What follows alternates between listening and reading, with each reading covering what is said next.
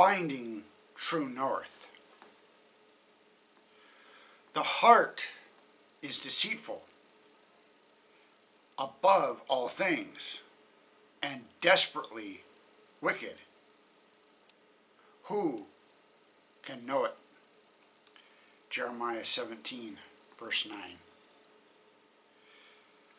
I'm not sure if kids still do it, but most kids of my generation had to make a compass with a sewing needle and a tiny bit of cork. If you rubbed the needle with a magnet a few times, the needle would become magnetized. Then, when you pushed it through a tiny piece of cork, it floated in a dish of water.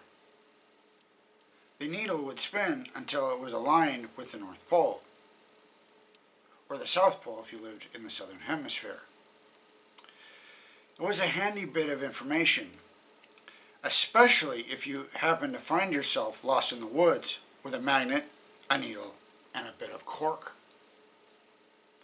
The problem with a compass, however, is that while it approximates the direction of north, it does not lead to the North Pole. It points to a sort of magnetic island, as the early explorers called it, that lies at a considerable distance from the actual North Pole. If you are far enough south, the difference is somewhat negligible. Your compass is roughly accurate.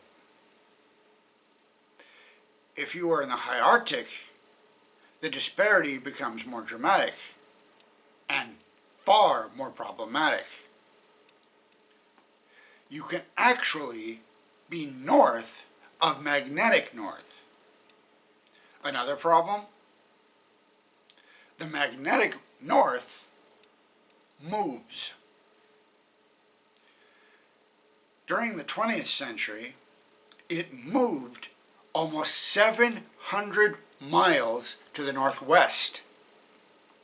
And presently, it continues to move about 30 miles each year. The sinful human heart is like a compass that only approximates true north.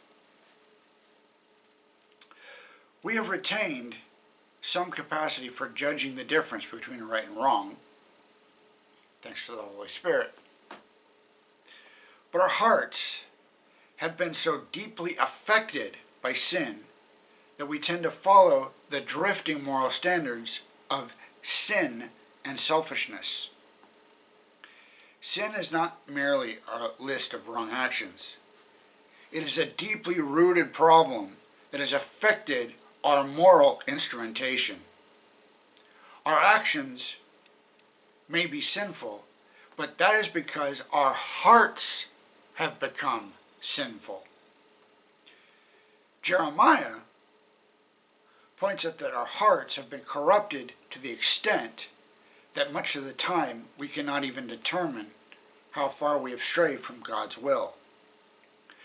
That is why we need new hearts. The old ones will never find true north. Fortunately, Jesus knows exactly where moral north is. And he's offered to give us brand new compasses.